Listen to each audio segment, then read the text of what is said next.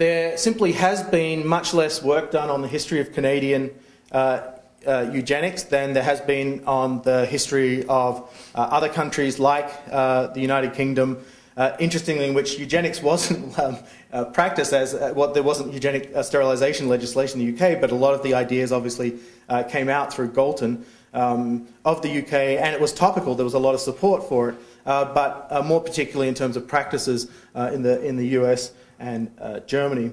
There's also been, and this was what Simo referred to sort of indirectly, there's a book out by Broberg and Roel Hansen that came out in 1996 on Scandinavian eugenics that was itself a result, as I understand it, I might have my facts here wrong as well, of a fairly concerted effort in the 4 Scandinavian countries to try and come to grips and try and do a systematic study of the kind of history across the different countries. So what you get in this book is you get roughly 40 to 60-page essays on each of Finland, Denmark, Norway, and Sweden, and then a bit of framing of that. When this book came out, again, as I understand it, it caused a big media splash in the late 90s, partly because a number of the findings that were reported there were kind of mischaracterized in the press. One of the things that came out was that the sterilisation rates, if you look at sterilisation rates, one thing that people often do, instead of just talking about the raw numbers of sterilisations, they talk about them relativized to per 100,000 people or something like that.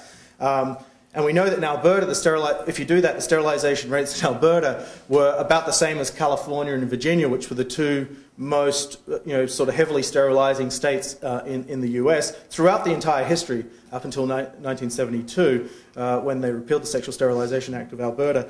When you do those same kind of figures on some rawish-looking data that came out of the Scandinavian countries, and this was true across the board, but especially in Sweden, it looked like they won all the prizes here. Okay, the rates were very, very high per 100,000 of population, but it looked as though they'd, in those figures being reported and they're going very public, they'd blended together sort of voluntary and forced sterilisation measures. And, people, I think, rightly made the argument that in at least certain core of cases, you need to firmly distinguish between those because of the different way in which the welfare state was operating in one half of this as opposed to the other. It doesn't wash away sort of all the problems, it raises more questions, but it meant that I think the initial reactions that I understand sort of this book and associated sorts of events around it brought about they weren't really justified. They were misleading and they led to a kind of hysteria that itself, I think, was perhaps somewhat counterproductive. We might hear from Simo on corrections and adumbrations of that. So we know it was eugenic sterilisation was practiced in the province from 28 to 72. It's 43 years. In North American terms, it's a very long time. As we saw in Martin's talk, the university itself was involved in some sense from the very outside.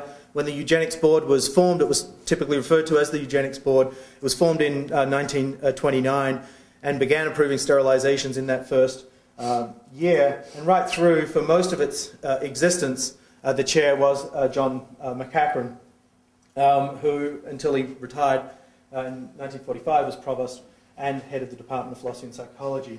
And one thing that this certainly did, if it didn't do anything else, was it led a certain amount of institutional credibility to the eugenics movement and the ideas that it represented.